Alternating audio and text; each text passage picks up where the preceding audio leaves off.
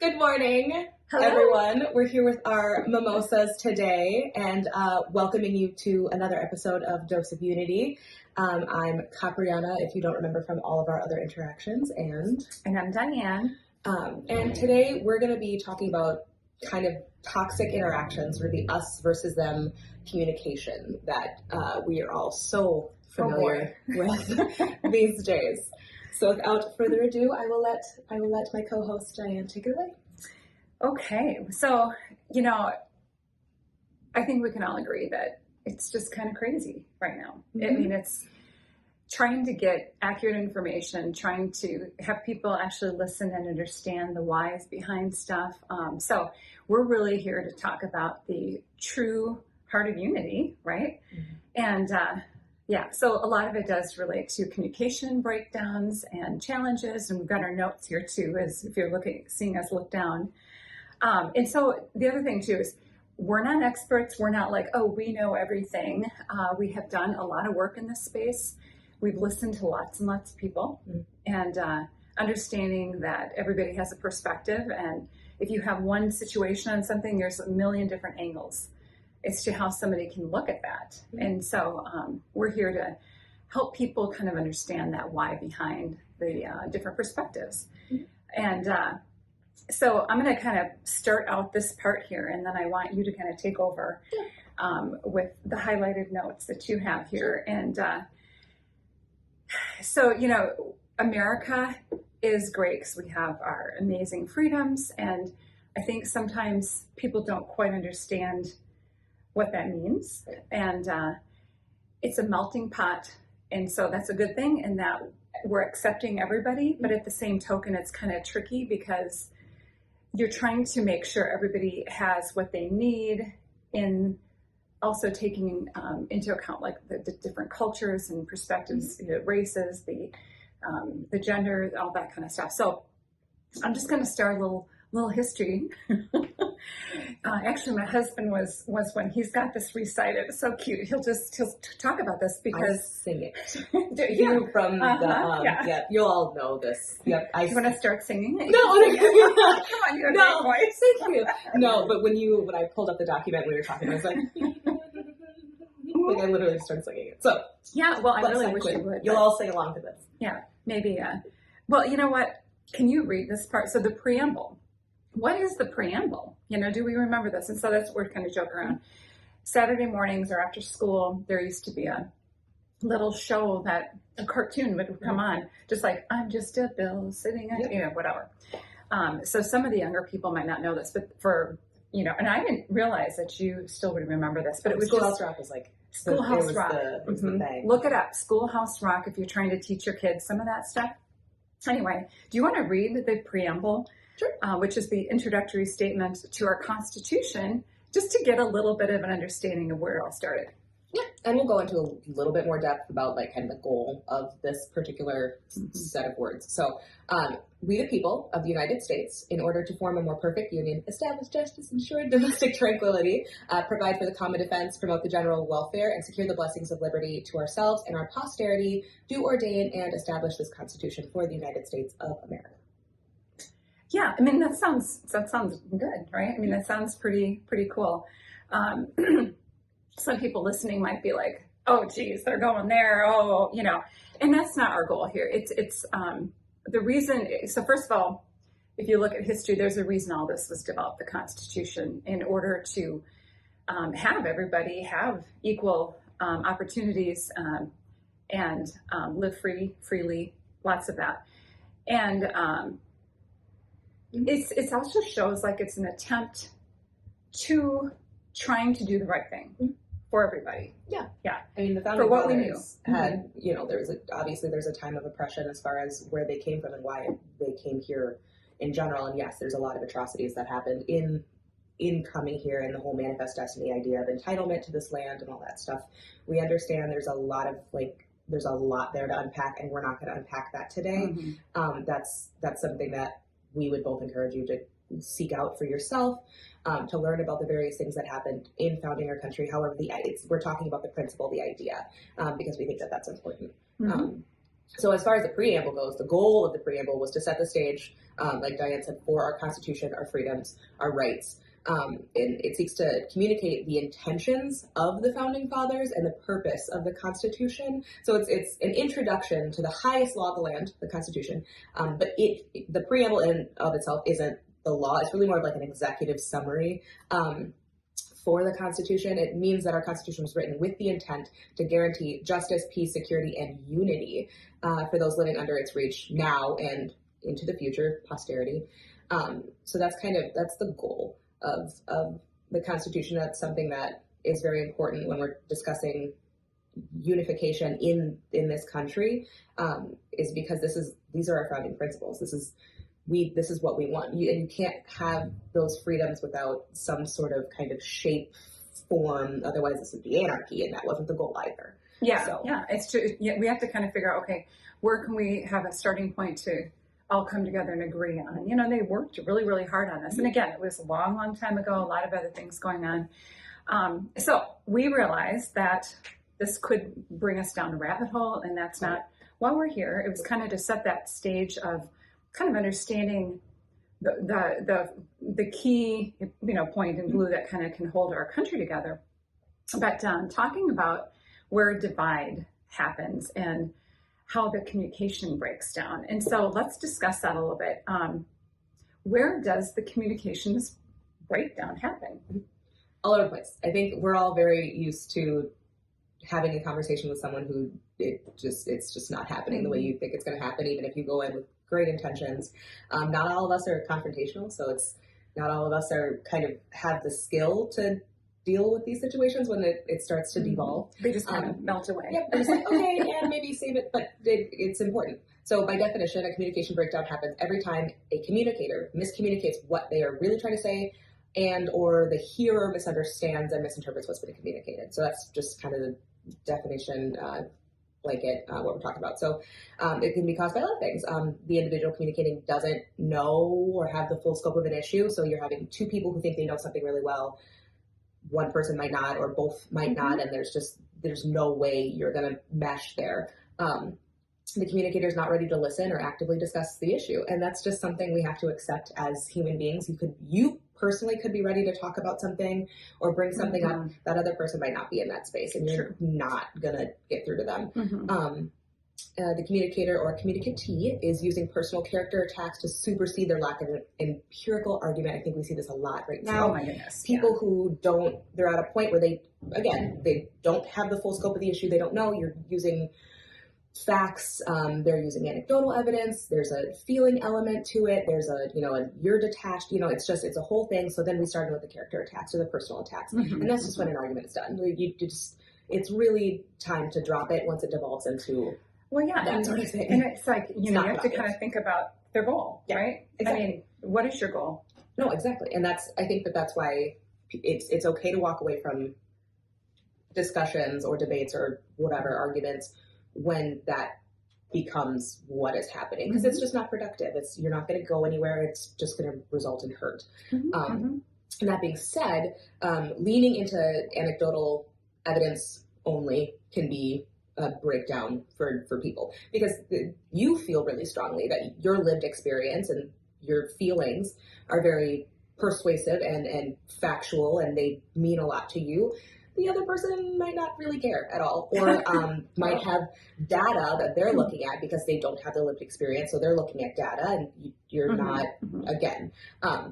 So in the real world, we have to spend more time gathering real world data and understanding that evidence, as opposed to how we feel about it, which is subjective, and only the objective is reality. So we can't let our subjective sense of self dictate everything without causing complete social chaos. So our feelings, our stories, everything, our lived experience is very important. I think we need to work on expanding things that we're measuring so that we can lean more into that, and we can say we have evidence to back up what you're feeling, versus, well, you feel that way, but the data says otherwise. Well, the data might not be complete, but it's important. It's incredibly important, because that's how we as humans measure things across all of us. And then when it comes to America, we need statistics like that. Data is how we evolved as humans. It is functionally, it's how we functionally interact with our world. And unfortunately, a lot of people, when we do have complete data or more complete data, they don't like it. They don't like findings, new studies. It makes them uncomfortable, or they just, they don't want to know how or why they don't agree, but you can't not agree. The data is the data, and we can insert our feelings after the fact. That's super valid. How you feel about the data, valid. But we have to acknowledge and attempt, again, to expand the tangible things that we can measure, as opposed to allowing our feelings to dictate, because we all feel differently about everything. So that's just, we can't operate in those spaces. We can use those spaces. But data drives everything when it comes to communication and how we interact with our world and society. Well, and it's interesting, the data these days, even that word, has different meanings behind it. And, my background in the different ways you can spin data and twist it, in order to have the outcome or show the outcome you want. And we as marketers, we use totally understand that. So you have to be able to look through that as well, which again, is something that I think schools and everybody else really needs to hammer home, that critical thinking element for students, because that's how we're going to be able to be like, that's not really what that says, exactly. Look into things and how it's, you're comparing the median to the median versus, exactly. There's so many different ways. And the critical thinking is super important. And, and I say this all the time, we don't know. Yeah. In our world, each of us, in our world, in this melting pot of, our whole country that we live in, it's, we're looking at, again, like you said, our own lived experience without understanding this whole other world out there, apples to oranges to bananas to watermelons to exactly. So we need some sort of subset of something to connect us, because we all are so incredibly different. So I think that that's important. And that's how, with the voting and everything else, you're trying to look at the representation of the people and their wishes.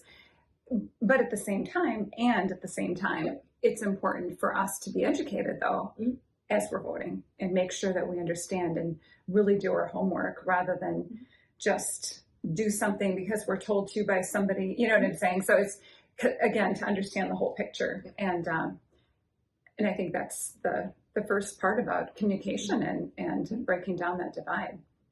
Yeah, and about what's realistic as well, because I think even when it comes to trying to understand, like you brought up voting a candidate or another person, people don't put out what they don't want you to see, Right. So you have to kind of have a better sense of what's realistic, I think, as well.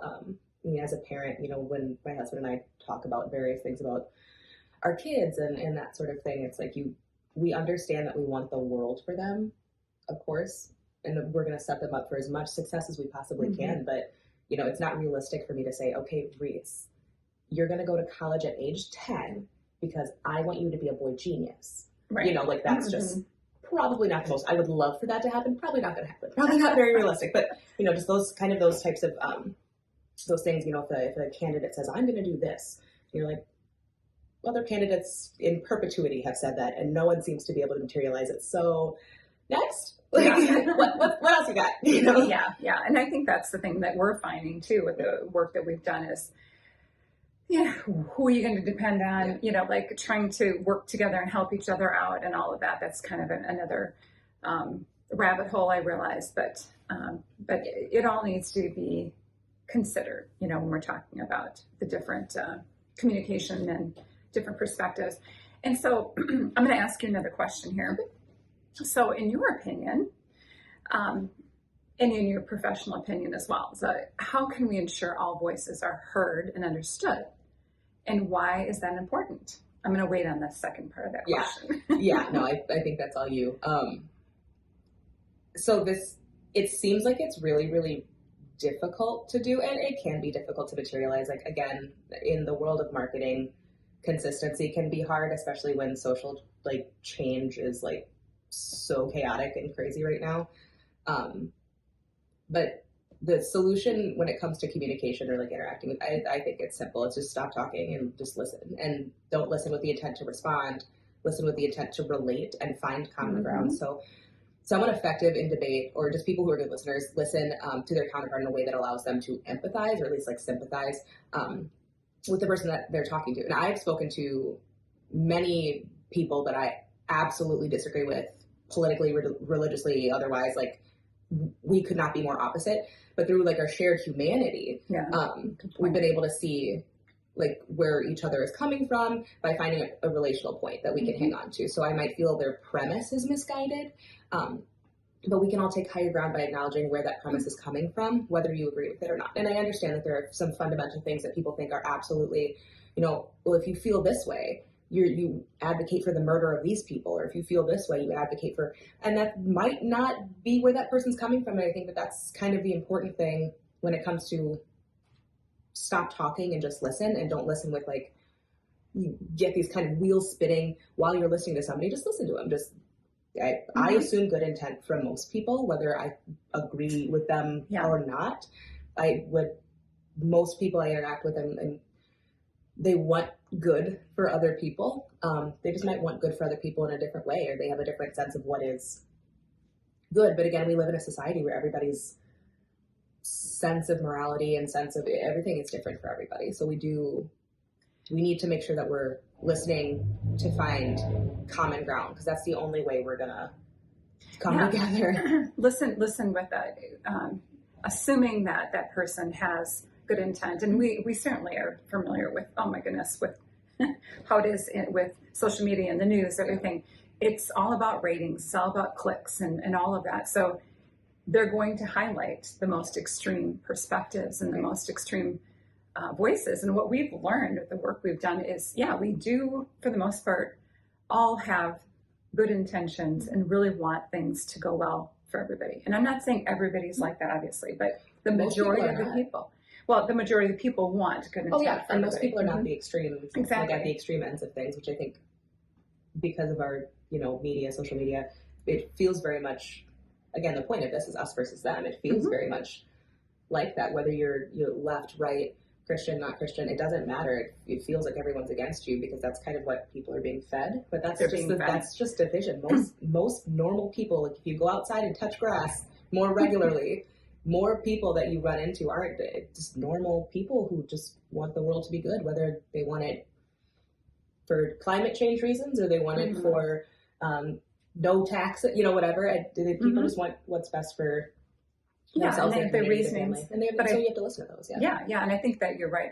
Touch grass. It's an interesting way of putting it. It's a millennial. So I'll tell you. I'm not. Yeah, but it's a good point though. Getting out there, so especially since so many of us just spend a lot of time behind the screen or on the phones, and that's what we're being exposed to. But if we're out in the world and talking to people, and every single time that I've gone out into the world, it's like you can easily prove wrong the media and what they're feeding. Oh my gosh, yeah. It's polar opposite, for the most part, unless you're going to something that is already politically charged or whatever it is. But when you're spending time with people who, walk a different walk, and some of the people that we've talked to, and partner with in the work that we've done, it's like, we're breaking down in tears, because it's like, oh my gosh, there's like a breakthrough, because we're spending intentional time with people to understand why they feel the way that they do. And so let's get into that a little bit more in terms of,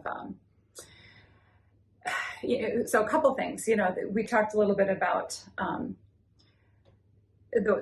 what gets in the way, right? So carrying a little bit further into what we were just saying, we can't fall into what they say, right? So that's what it's all about. And so we all know what gossip is, right? A person who is gossiping, this is just a very basic way to explain it, but if a person's gossiping, what is their goal? Are they insecure themselves? They want to gossip about someone else? Are they trying to turn people away from another person to go towards them and follow them, be a leader and be popular, be powerful, whatever it is? You always have to think about that, because that is, that's what's happening, and we have to consider that source and not fall into that trap and stop ourselves when we're like, oh, well, that person's this, or this group of people are that. We have to stop ourselves and think, why are we saying that? Is that our own personal experience or is that what we're being fed? So, and understanding why they're pitting people against each other. And, you know, the what doesn't work is also the blame game, right? I mean, it's if you're approaching a conversation with like blaming somebody for something, what's that going to do? You know, how do you feel when somebody's just at you and, you know, in your face about something? I mean, it's very easy to get defensive, and it causes a rift that's unnecessary. I think, like, as adult human beings, something that we should learn pretty quickly and pretty early on is accountability. I think by and large, we've gone a long way away from that, which is unfortunate because I think that's key to that. I mean, obviously, accountability. You know, looking at your own hand and what's going on. True. And we've talked about that in some of our previous episodes. Yes. But yeah, always start by looking at your own self and your own, you know, what you're contributing to the problem, you know, and again, you know, I always say, what is the goal? What is the goal? If your goal is truly to make things better for people as a whole, you got to do all the things we're talking about doing and stop the us versus them mentality. And that's one of the things that, you know, I've been really talking a lot about lately. Is the blame game working and the us versus them mentality working? It's not. I mean, yes, there has been some movement of awareness, and that's really important. I'm not going to say that has not been a piece in all this, because it has. But when it comes to trying to start working at doing the hard work of the solutions, right? You need to come together with the solutions, with more of a let's work together team mentality. And so let's get into a little bit more depth on some of this. And we always hear people talking about systemic changes that are needed, and we're going to dig deeper into this. When I've talked to some people, they don't quite understand what that means, honestly, unless they've lived it. And so again, this is not like a blame thing. It's more of a, oh, now I see. You know, when I talk to people about that, they're always like, oh, I hadn't thought about it that way. Because, you know, unless you've been in that person's shoes, you really have no idea of hitting a brick wall over and over and over and what that means. So let's break that down a little bit and help people to understand that. And maybe a part 2 someday would be like, okay, now what? Like, what do you do? What are the steps involved with making some of those changes that need to happen? So, and sometimes even a small little change can make a big, huge difference. But if nobody knows about what the need is, it's challenging. So let's dig deeper. Why don't you kind of take us through some of those barriers? Yeah, so I think not a lot of people, I think that there's some people who get turned off by the word systemic in and of itself because it's a political dog whistle, and they're just immediately, you know, like, nope, you're saying that and that's not. But there are problems that are systemic. So the systemic in the historical or political context is something that's in response to systemic barriers in society, such as, you know, the glass ceiling, wage gap, racial inequity in the workplace. There's so many different systems that are operating here that people are, you know, highlighting. And the argument typically is that the United States systems, you know, the system was designed fundamentally for white, cisgendered, heterosexual men. So the system needs to be reworked in order to better represent or serve our current, more diverse society. So that's kind of just the bird's eye view of what that is, which again is why people in certain spaces, I'll say more far right spaces, don't like the word systemic because they don't see the challenges.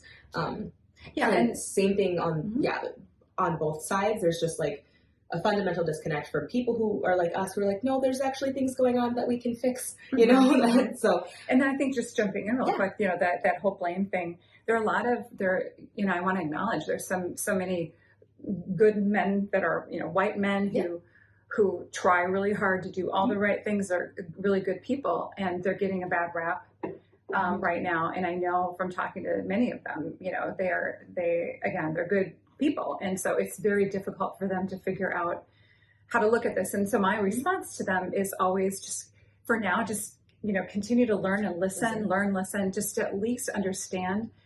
But again, if people are attacking or blaming, it makes it so much harder, especially again when somebody is giving so much to help other people. They happen to be a white man, Yeah. So it's again, if you approach people as if they're part of the solution and on the same team, they're going to want to jump in and try to help. But as soon as that blame game starts, it's hurtful. I've had so many people say they just really feel very hurt, and they just want to dissolve away and just put their nose to the grindstone and ignore it all, because anytime they try to broach into that conversation, that's how they're made fit to feel. And some people might be like, oh, boo-hoo. Well, again, I'm talking about every group of people. You can't group people and lump people together, because that is where bad things can really happen. No, absolutely. I think that's, again, the taking accountability fits into that as well. I think everybody needs to look at the fact that we're all operating within these systems. Wherever our place is, we all are in these systems, so we all can kind of take accountability for how things are going. We can all move together and make change, because we can yell at the systems all we want and say, this is bad, this is bad, this is bad. Okay, so do something about it. Yeah. What are those specific recommendations? Exactly. And that's sort of the point of systemic change, is actually looking at the system. So I don't necessarily agree with some of the current talking points, or at least the more extreme things. I don't deal with that. But I do see the need to observe problems in general as systems. It's sort of like not sticking with symptom management, but finding like the root cause, like the diagnosis of what is causing the symptoms and treating that. Yeah. So I do see the value in working in some spaces to rework certain systems that are poor, but I do think it's important to preserve, in doing that, the very core founding idea of this country, life, liberty, and the pursuit of happiness. I personally would add one nation under God, but I understand. And I only add that because a functioning free society can really only be productive with a basic shared sense of morality. Like, otherwise, it's easy to be in the divisive place we're in now and just devolve into chaos and break down every system and rework it to a point where this country is not at all what it was. And I see that's kind of where I kind of jump in, and I'm like, that's not productive for anyone. That's not helpful for anyone. Well, it's been attempted, and it's really hasn't worked at all. And so, it's scary, because we all have to we all need to have that core American life, liberty, and the pursuit of happiness, freedom mentality when we're reworking these systems. Because what could be very, very easy to do is rework these systems, because the people who feel like the system is working against them can then flip the script and put that system in place to work for them and against other people. Right. That's violently un-American. It's just not the point of unity that wasn't the initial intention at all. It needs to work for everyone. So I totally see problems. I see things that are 100% needed to help other people, other groups in our society who are hurting right now. But it's kind of the vengeance point that I don't agree with when it comes to systemic change. Using the system to right a wrong, as far as using that system against someone else when you felt that it's systemically been against you or historically been against you. And I think it involves a hard look at your own self too, because like for me as like a Black person, it's very easy for me to be like, Diane now, but I know like you weren't there. You are a wonderful human being. You see me for who I am.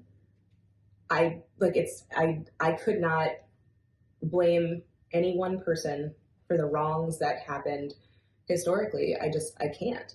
So I think that moving forward, I want to take the high ground, if you will, or be the bigger person, and rework systems so that they're good for everyone, so that nobody in our future has to go through what like Black people, me speaking in general, went through in the past, or any other group of person that was a group of people that have been oppressed. Like, we shouldn't want that for anybody else going into the future. So reworking these systems with the idea that they work for everybody. Everybody. Well, and now more than ever, in terms of the way it's supposed to be. I realize it doesn't, but I guess that is, certainly for people who are feeling overwhelmed, and just looking at it from the lens of, oh, it's all terrible, whatever. It is important to look at how far we have come. Oh, yes. I mean, another example of this is the Me Too movement. It's or even like the trafficking, which we've done. I was talking to a couple of people recently about this subject, and they're saying it just feels like there's so much bad, and I'd like to relook at that and think it's things coming to light. Yeah. It's been going on since the history of time, sadly, yeah. And we're finally it's coming to light, and again, good people are just absolutely outraged about this bad stuff happening, and for the most part, people really do want to make that better for people. And this is people like just your lay people, like your normal people in society that you would see at your grocery store, whether you agree with them politically or religiously or not. These are the people that you see every day in real normal life. I think there's a distinct divide, and people are relying a little bit too much on people in power, and they're kind of giving up their ability to take action because they don't feel that they can. So like, we want to empower you through this to, like, you can get out and you can do stuff, you can create change. You're not a lowly person, and yes, voting and all of that stuff and getting, the good people in office is great. But at the same time, power is a really, really, really crazy, corrupting thing, money, all of that stuff. So once you get to a certain level, it's hard to feel that, you're working for the people. You're kind of serving yourself and wanting to maintain that stuff. So to empower normal, everyday people to be the change that they want to see and to champion that versus relying on other people and tying your own hands, because then you lose control. Yeah. So you get out, you do your thing, whatever change you want to see, do it. That's a good point. And I think, we can, again, only just talk about our own experiences here, but like I personally growing up, and I know that, being a white person, that it does have advantages, but I didn't even know about things that were out there to help. I was like, we grew our own garden, so we could eat, just different things. And I think it's interesting because, there's more and more people who are kind of like, where is this country going? Right. Getting back to the basics of, self-dependency. My family grew up in a small little town, and, my parents have a, hobby farm now, but it's like, okay, we'll trade the hay in the field for chickens. I mean, seriously, this is what they've done. And so they laugh about, okay, well, whatever happens, we can live off our land and we can just trade the chickens for the hay, They're neighbors. I mean, but they, have fed themselves, or people who are hunters, like we've talked about that too. They will hunt, and, that is how they feed their families, so it's, as opposed to being dependent on somebody, which my personality type, hate being dependent on anybody. It's like, I don't know why I'm like that. That's just my personality, but I think that's a good point. I think that's a good point. If people have not really thought about that, it's hard to wrap their head around it, and vice versa, So that's if you've where been the barriers come into, because I know that people are like, feel that, well, I can't do anything, or I can't not be dependent because there are systemic barriers against me. Well, there are things, it's been done before, quite frankly, a million times. People really, really pull themselves out from the deepest, darkest trenches, and there are a plethora of resources now more than ever. Like it's oversaturated at this point, which is a separate issue that it's not exactly super helpful. But there are a plethora of resources that are not just, government resources. There are people out there who are just, private groups, private citizens, private organizations that are like, come to us. We'll get you where you need to go in your local community versus, here's some money from this organization. Here's some money, because would that really help? It's like the feed the fish versus teach them how to fish concept. And yes, you need the fishing pole. I get that, And so there are organizations that will give you the fishing pole. Yeah. But that's a good point. I think that's a good point. I know when I started with this line of work too, when I was looking into it, I was like, wow, there really are options, and there is a path. I think that's the key. There is a path, whether it be like what we're talking about, or learning things as to how you can change something you're in.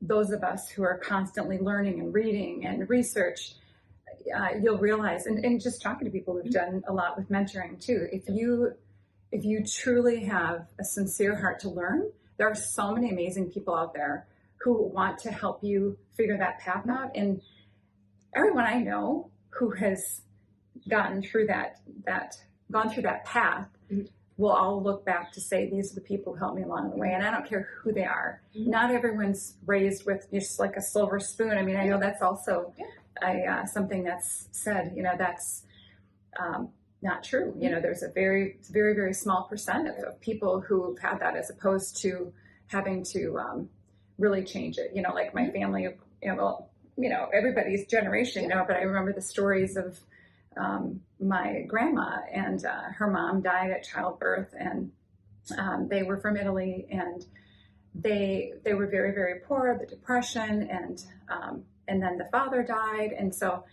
her brother basically had to go to work at age 11, and so he just worked for scraps, to try to feed his sisters. And so it's everybody has those stories. I think it'd be fun sometime to ask people to kind of share their ancestry stories, because when you read them or listen to them, it's like, oh wow, huh? Like my other grandma on the other side, she had a really rough time. I think I shared this with you. Jumped on a train and ran away because she was being beaten, and little girl, and lost her family because a lot of them passed away from a disease. So it's just those interesting stories, and I think they're helpful for us and for young people too, to realize those things that wasn't that long ago. I remember when I heard him as a kid, I'd be like, okay, and it felt like a long time ago. And the older I get, the more I'm like, oh wow, yeah. It feels more disconnected than it is. I mean, the history of our country is very brief. And when you look at other societies, we're pretty young on the scene. And we've gone through a lot in a very short period of time. But I think that kind of speaks to our ability to overcome, like the American sense of like pulling yourself up by the bootstraps. And I know that that's a controversial thing right now, but like that's kind of the form and function of what we do as Americans in society. Is we're hard workers. At our core, we're hard workers, and whether you don't feel that you are, you are, and like that's the spirit that we're trying to pass around. Is we can come together, we have come together, and we can really, we the people can get the work done, and we the people can look at the people who are not serving us and not helping us, and who are serving themselves, and we can say, you have no business, doing this, because this is the society is a collective. That's the American sense. That's the American spirit. We're all in it together. Yeah, I mean, it's changed. I was talking to another friend from a small community, but we were talking about how, the whole, if somebody's in the hospital and you come in, bring them a meal, and okay, how can I help? I'll pick up your prescriptions. I'll do this, I'll do that, and we've gotten away from that, particularly, I think in the cities sometimes we're kind of hold up. And, it's not so much that front porch kind of, your neighbors. And I do feel sorry for people who've never had that. Some people are like, oh, I never live in a small town because there's nothing to do. True. But you can, be with your neighbors and have fun things to do out in the backyard. And, so it's just, everybody has a different approach, different story. But to your point, as Americans, we're called to come together to overcome, and have that hope too, right? So if you see someone that's struggling, that's kind of, I think so many people, like we had said, just normal, regular people are so ready and willing to help. And specifics, like I would be nervous if I saw someone on the side of the street with a flat tire, for me personally, to stop, but I would call someone for them, so I think people are good. We are capable of getting back to a grander sense of community, and for the people in the city who, because I grew up in a big city, nobody talks to each other. It's weird if you smile at someone. It's kind of like, what do you need? What do you want from me? But and that's, haha, funny cultural things, I guess, regional cultural things.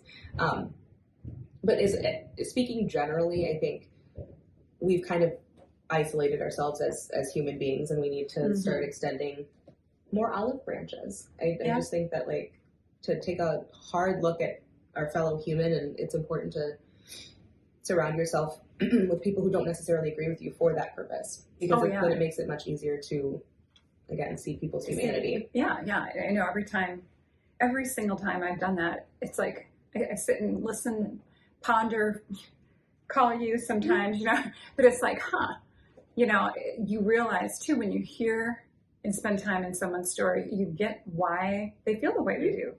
And you think to yourself, okay, if I was to put myself in their shoes with the life that they've lived, I get it. I get exactly why they feel the way they do, and it's been just lovely when you do develop that relationship with somebody that you can talk to them and they can look at you more realistically. You can look at them more realistically. We're human beings. We are human beings, and we do need each other. We're designed to want to have relationships with people. And the other thing too that's interesting is I've seen, even in the midst of all the media divide, I've seen so much of people stepping up to help other people. And there are so many, lonely people that want relationships with folks. They we have an aging population that they're lonely, and they want people to come and visit and talk to them and mow their lawn, or think of them. And it's not just for them, it's for you as well. And you just feel a lot better. I mean, so anybody's out there that's feeling down or wants to lift themselves up, go and do something for somebody else. And any group of people that's, just because I think there's a lot of kids nowadays, especially since COVID, that feel so isolated, that from their friends and stuff, but just from community. Oh gosh, and I think of inner city. Like we had the meeting recently with the woman that kind of opened our eyes to that sort of thing, as far as like young Black women specifically, but just the greater sense of providing community for people and giving people an outlet and mentorship and connecting those dots and those pieces for people, because I think it's really something that it's going to help with our collective mental health crisis right now, because it's really, we know how bad it is out there statistically. So exactly. Well, and so let's talk about now the elements of, like, social services, and some people would call it the Band-Aid approach. And so we're talking about the systemic look at things, and with that, the social services part of it, and again, the Band-Aid approach.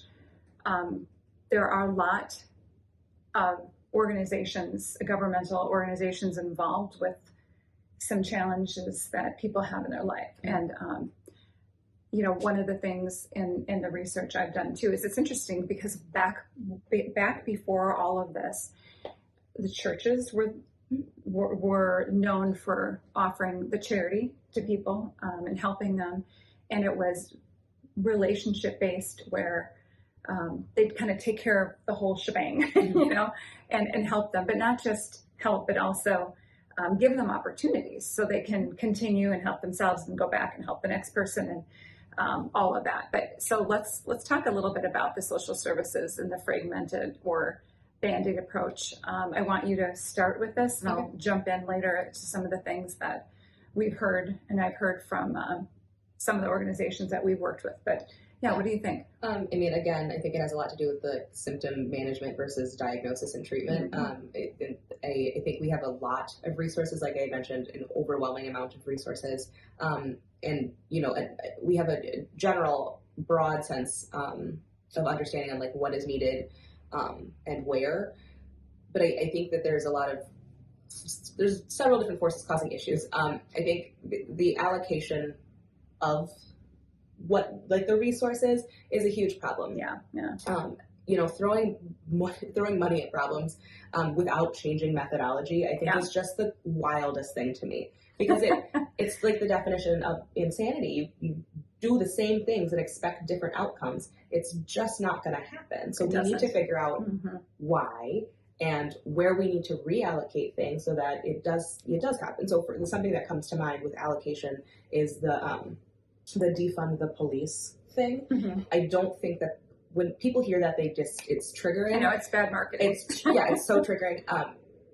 But when I look at it, I think that that's a very inflammatory statement. I think it's also a disingenuous statement. So but I get it when it comes to allocation. Okay, how can we help community policing be more effective for the community? Why are we putting so much on our police officers or even our teachers? Why are our teachers everyone's parent now? Why are we relying on these people to do this? We need to figure out what we need to bring in, how else we can help, so that it is effective for our current society. So I think that that's a huge one. Well, and I just want to say too, to that point, it's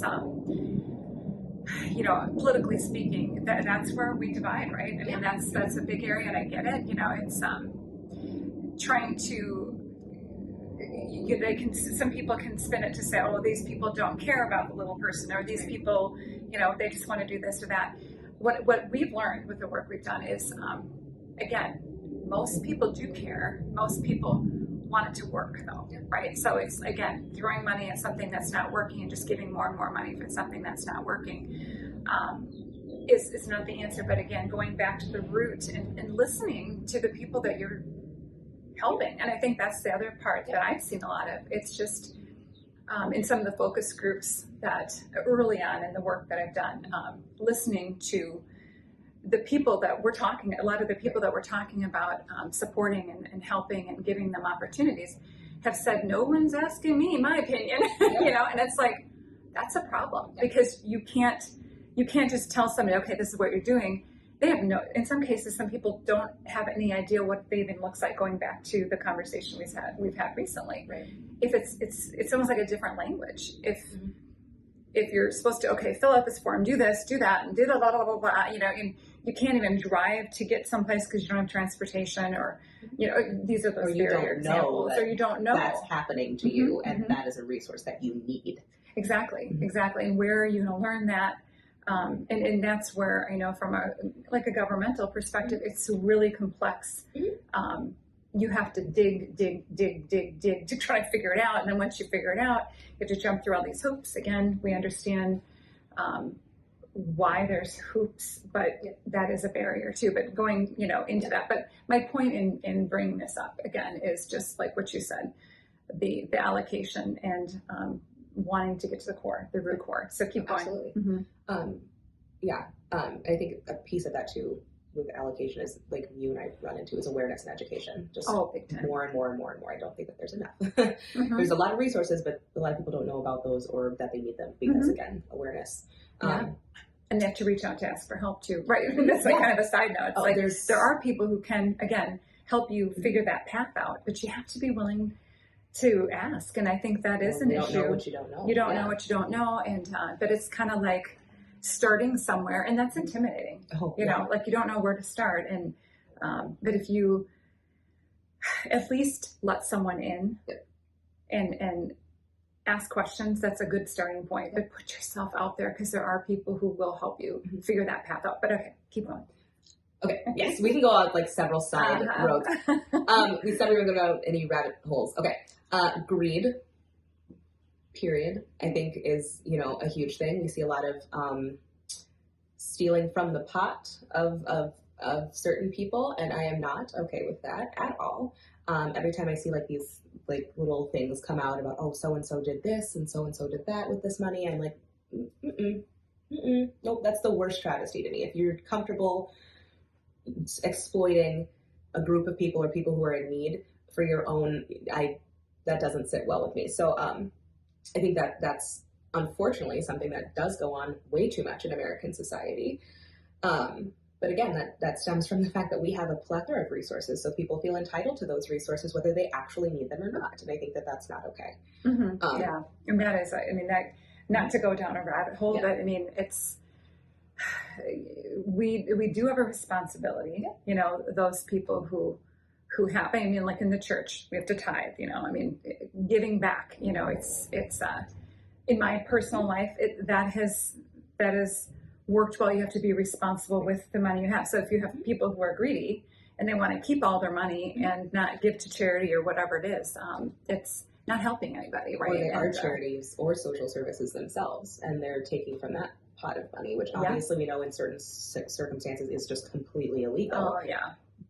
But it seems to happen way too much, and we don't hear about certain things because people have connections, and it's the connections are also doing it. Yeah, so no one's going to rat on anyone else. But at the end of the day, it harms the people who actually need the resources. Yeah.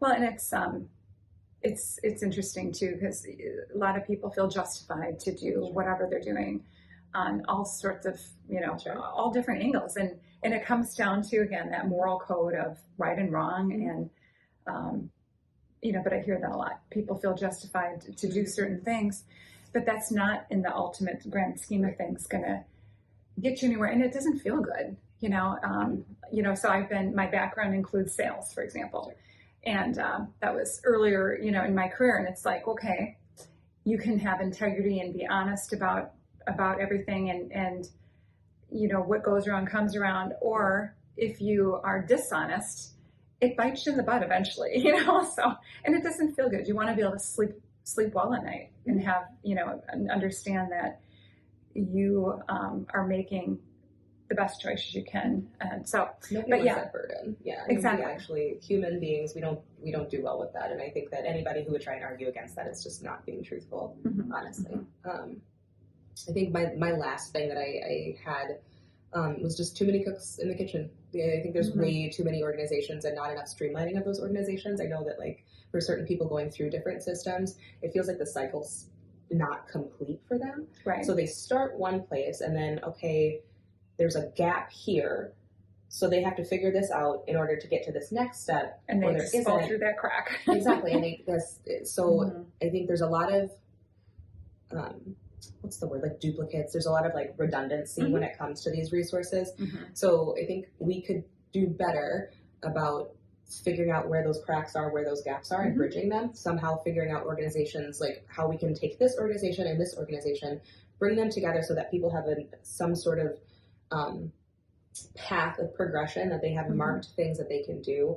I think that's something that's hugely missing. I think a lot of people are passionate about certain issues, and so we have organizations dedicated to these issues, and these one-off kind of like hunger, homelessness, and that's great. But we don't have a lot of too many organizations that deal with reintegration, with like healthy dietary habits, and like how to cook at home, and what's expensive, and couponing, or like, because those things are very privatized. My mom takes couponing classes. She has taken couponing classes and stuff, but like fairly, you have to pay for it. And that's maybe just knowledge that people should have. And I understand like capitalizing on certain things if you're good at them, and that's kind of great business for you personally.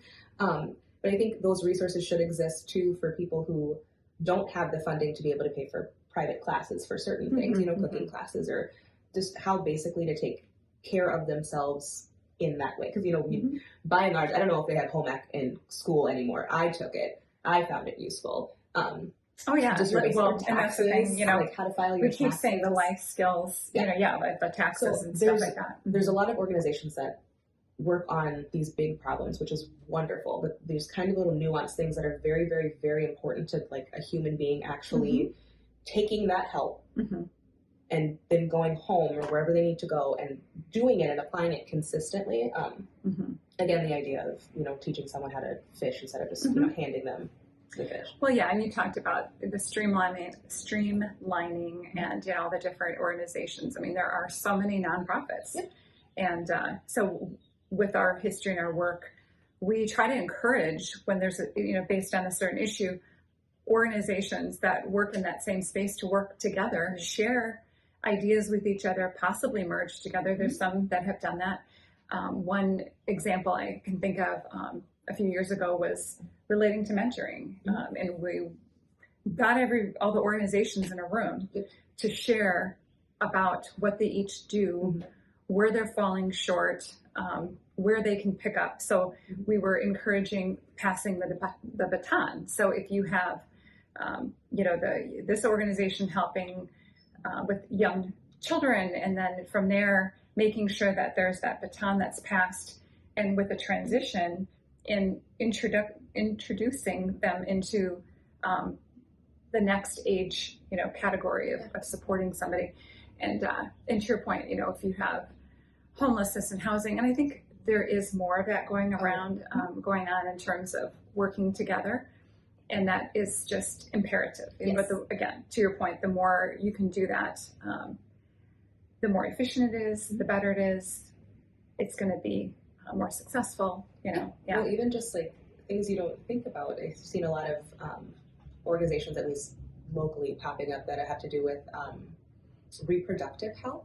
So there's like a new babies and moms thing by my parents' house that's just a resource center for people who are new parents or who are pregnant and who are like scared because they don't have diapers or formula. They don't know where to get stuff. They don't know what assistance they can sign up for. And this is just a center that's like, yeah, we'll help you. Come on in for free. Or there's organizations that have to do with, they just give menstrual products to people who need them, or organizations or shelters who need them, because it's not something you think about, so there's a lot of people who are starting to fill in those gaps. But I think from a bigger sense, that needs to happen more. I'd love to see like more partnerships, more bridging, because there are, when it comes to social services at least, and there are gaps, and obviously government is hard because there's red tape, there's I can't imagine how hard it is to try and rework some of those, and then there's also just not enough people. I mean, I think that like the foster care system is something that like we've talked about and stuff, and we've kind of in some of those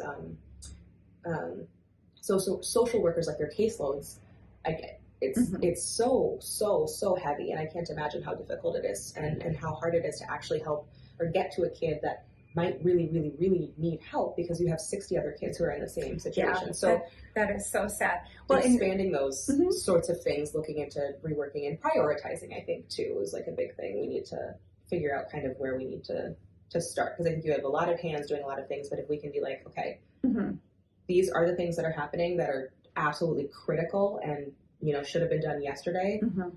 We need these hands for this, these hands for this. So no, it's true. And one of the things that this reminds me of too is earlier on when we were talking about somebody taking charge of their life and making a difference and whatever. There have been so many great people filling those gaps. Like with the foster care system, with an organization we visited recently. It was just a couple of women that are like, oh, okay, so these poor kids are going to a foster care environment with the clothes on their back, so they decided to talk to a bunch of people about donating a bunch of clothes so these kids can go shopping in this closet. It's called Luke's Closet. And so those types of things, it's just a couple of women who thought, hey, let's do this. Worked with the church in that case. And I think that's, the red tape versus the non-red tape, but that is a nice thing about churches is there's less red tape usually, and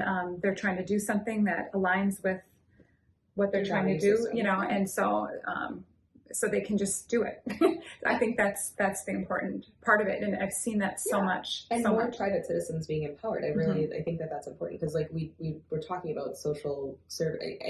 I think we need to be more empowered, to stop relying so much on people who have so many hoops to jump through, because that's if you need help, you need it now. Exactly. You can't be on a waiting list for 10 weeks to get whatever it is. And that's a good point. That's a good point. And it also reminds me too of the pantries. So during COVID, there was and I don't know if this is something that a lot of people do across the nation, but there was a police officer who's also works in mental health. She just put a pantry in her front yard. And it's kind of like the little library concept, but it was food. And so people can come drop off food, they can pick up food. There was another organization that they could see that some people didn't have the transportation, or they were stuck at home with their child, and so they couldn't get out to pick up food or whatever. So they started to do volunteers to just drop off the food. I mean, so it's just like there was a need, they fixed it. It's just solutions, and I think that's the other thing is anybody listening to this, if they can think of some type of gap that they see as an issue because they're spending time maybe with people and they're learning about this. Do something about it. If you're working full time, you can still maybe do some coordination, send some emails saying, hey, let's do this. I've seen, so many circumstances of, we've seen the GoFundMe pages and things like that. That's an example of something very simple. So maybe just get online and do that and make such a difference. There's another organization.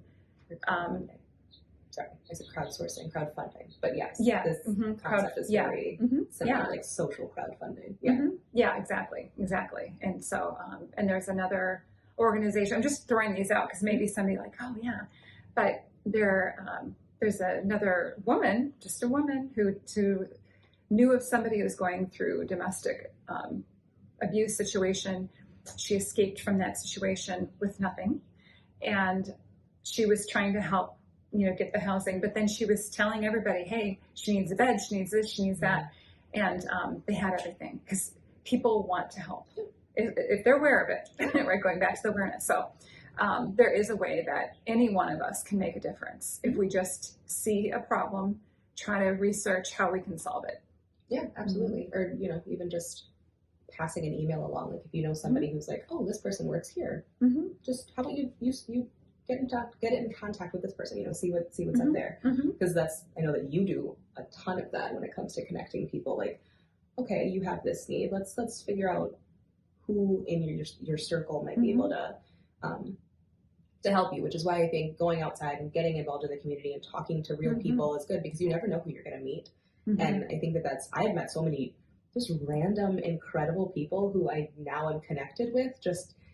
I spend my life in the grocery store because I'm a parent of two boys who eat everything. Oh, that's going to get even more so, right? That's why we have a Costco membership. But I spend a lot of time at Costco and various grocery stores. And I've met like the coolest people. I've met people who own certain businesses that are locally that I'm like, oh, I didn't know that was there. That's a really cool, type of thing.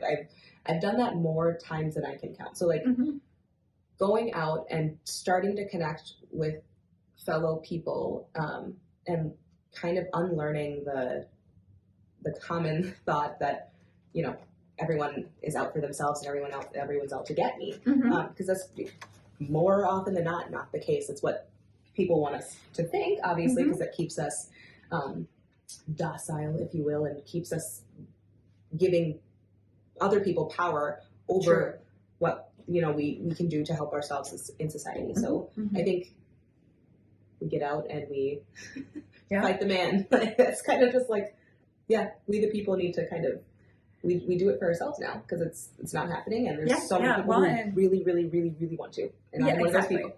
Yeah, exactly. So, well, this has been good conversation, and if anybody's listening again or watching, you just think about that and how you can get involved. And to your point about when you do meet different people, it's amazing too. Like if you do meet a business, like hey, there's this family who whatever, can you help them out? And 9 times out of 10, they're like, oh my gosh, yes, here's some gift cards or whatever it is.